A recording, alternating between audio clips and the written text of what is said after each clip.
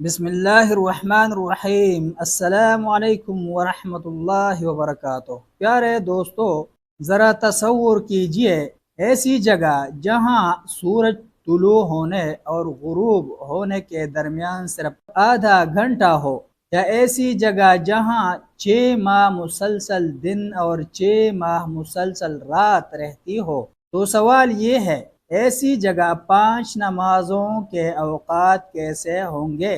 کیا جن نمازوں کا ظاہری وقت ہی نہیں آیا وہ نمازیں معاف ہو جائیں گی، یا پھر نمازوں کے اوقات کا اندازہ کر کے 5 نمازیں ادا کی جائیں گی؟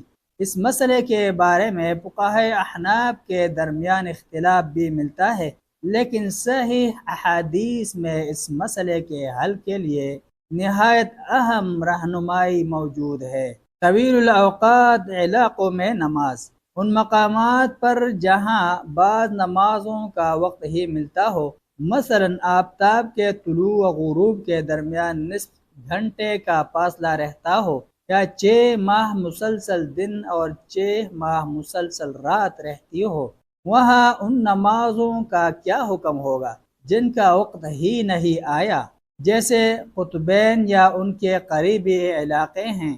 اس سوال کا جواب مولانا سیف اللہ رحمانی فاضل دیوبند نے اپنی کتاب جدید فقہی مسائل میں یوں دیا ہے۔ اس سلسلے میں فقہائے احناف کی آراء مختلف ہیں۔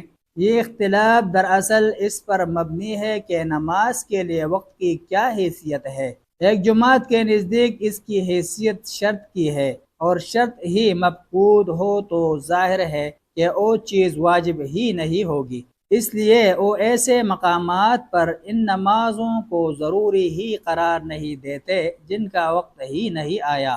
دوسری رائے یہ ہے کہ وقت شرط نہیں، علامت ہے، اور ایک علامت کے نہ پائے جانے سے ضروری نہیں کہ وہ حکم ہی باقی نہ رہے۔ ایک علامت کی جگہ دوسری علامت لے سکتی ہے، اس لیے وہ کہتے ہیں کہ چاہے وقت نہ پایا جائے، نماز پھر بھی واجب ہوگی اور اندازے سے وقت متعین کر کے نماز ادا کی جائے گی۔ قرآن و حدیث میں عام طور پر نماز کے ساتھ جس طرح وقت کا ذکر کیا گیا ہے، اس سے وقت کی ان دونوں صورتوں میں کوئی ایک حیثیت غیر مبہم اور دو ٹوک طور پر سامنے نہیں آتی، مگر دو باتیں ایسی ہیں جن سے معلوم ہوتا ہے کہ وقت کو علامت ہی کی حیثیت دینی چاہیے۔ ان میں سے ایک یہ کہ نماز کی 5 وقتوں کی فرضیت بلا تخصیص تمام مسلمانوں کے لیے ہے۔ یہ عموم اسی وقت برقرار رہ سکتا ہے جب ایسے مقامات پر اندازے سے 5 نمازیں ادا کی جائیں۔ دوسری بات یہ کہ حضرت نواس بن سمعان رضی اللہ عنہ کی اور روایت، جس میں آپ صلی اللہ علیہ وسلم نے دجال کے ظہور کے وقت ایسے دن کی پیشن گوئی کی ہے جب آپ صلی اللہ علیہ وسلم سے دریافت کیا گیا کہ اس میں ایک ہی دن کی نمازیں کافی ہو جائیں گی، تو آپ صلی اللہ علیہ وسلم نے فرمایا، نہیں بلکہ اندازے سے نمازیں ادا کرو گے۔ اس حدیث کے الفاظ یوں ہیں، ہم نے کہا، اے اللہ کے رسول صلی اللہ علیہ وسلم، اس دن جو 1 سال کے مساوی ہوگا، کیا ایک دن کی نماز کافی ہو جائے گی؟ آپ صلی اللہ علیہ وسلم نے فرمایا، نہیں بلکہ اس دن نماز کے لیے اندازے سے کام لو۔ آگے موصوف لکھتے ہیں، اس حدیث نے گویا اس مسئلے کو دو ٹوک حل کر دیا ہے۔ راقم الحروف کی رائے بھی یہی ہے کہ ایسے مقامات پر نمازیں اندازے سے ادا کی جائیں گی،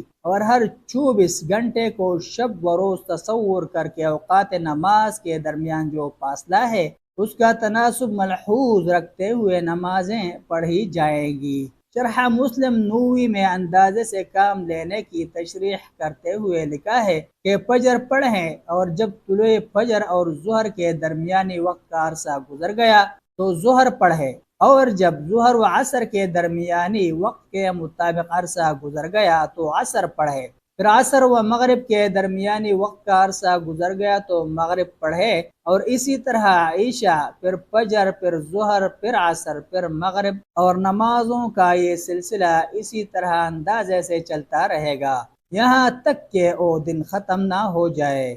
ملتے ہیں ایک نئی ویڈیو کے ساتھ، جزاکم اللہ خیرہ، السلام علیکم ورحمۃ اللہ وبرکاتہ۔